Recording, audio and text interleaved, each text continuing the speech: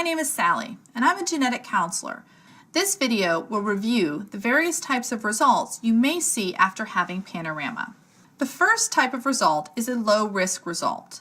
This result means that your baby has a low chance that it would be affected with one of the conditions on the report. Although the risks are very low for the baby to be affected, they are not zero, and therefore you'll want to discuss these test results with your doctor or healthcare provider to see if any additional testing is necessary. The second type of risk is a high-risk result. This would mean the baby you are carrying is at a higher risk for one of the conditions listed on the report. This risk could be 1% or as high as greater than 99% that that particular condition is present.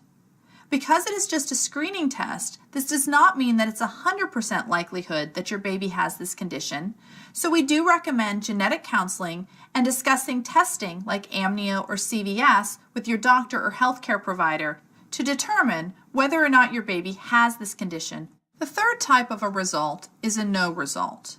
This situation occurs when we don't have enough information in the sample provided in order to obtain an accurate result for the baby on all of the conditions on the report. This can happen one of three ways. The first way is by low fetal fraction. Low fetal fraction describes an instance where the amount of DNA being produced by the baby and put into the mother's bloodstream is low. We don't have enough information from the baby in order to make that accurate estimation of whether or not the baby is affected with one of the conditions. Think of the example, which word am I thinking about?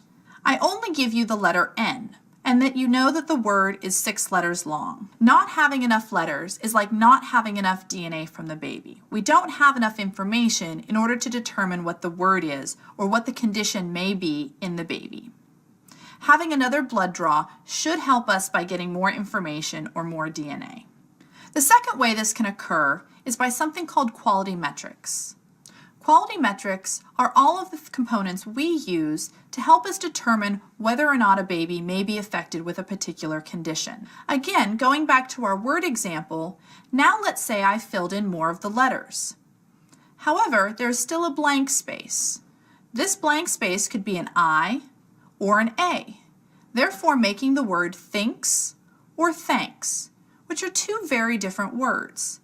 Most other NIPT companies will not know when a crucial letter is missing and therefore make a guess as to what the word may be, not always getting the correct answer. We will know when a crucial letter is missing and therefore ask for a new sample. This new sample will allow us to get a better idea of whether or not all of the quality metrics are in place in order to report out an accurate result for you and the baby. You may be asked to contribute a cheek swab sample from the father of the baby. This is optional, but can help reduce the chance of needing additional blood samples from the mother to obtain results. We will not be reporting any genetic results on his sample alone, but only use it to help interpret the baby's DNA. Paternity testing will not be done on this sample. The third type of result is an uninformative DNA result. With this type of result, we do not have the information we need to make an accurate risk assessment, and we do not believe that a second blood draw would help the situation or give us more information. Also, keep in mind that NIPT and Panorama are simply screening tests, and even when you obtain a low-risk result, you will want to discuss this result with your doctor to ensure that no other additional testing is necessary in order to assess for risks during your pregnancy. A high-risk result increases the chance that your baby may be affected with a particular condition, but because it's not 100%, we recommend genetic counseling and discussing these results with your doctor or healthcare provider and considering tests like amnio or CVS in order to obtain a diagnostic test result. So thank you for viewing this video. Remember, there are other videos in the series to help you address additional questions that you may have about your pregnancy. I also encourage you to talk with your doctor or healthcare provider to see what testing may be appropriate for you. You can view these videos and additional information by going to panoramatest.com.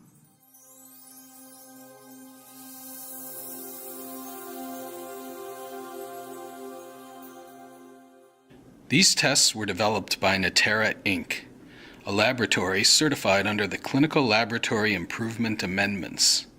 These tests have not been cleared or approved by the U.S. Food and Drug Administration.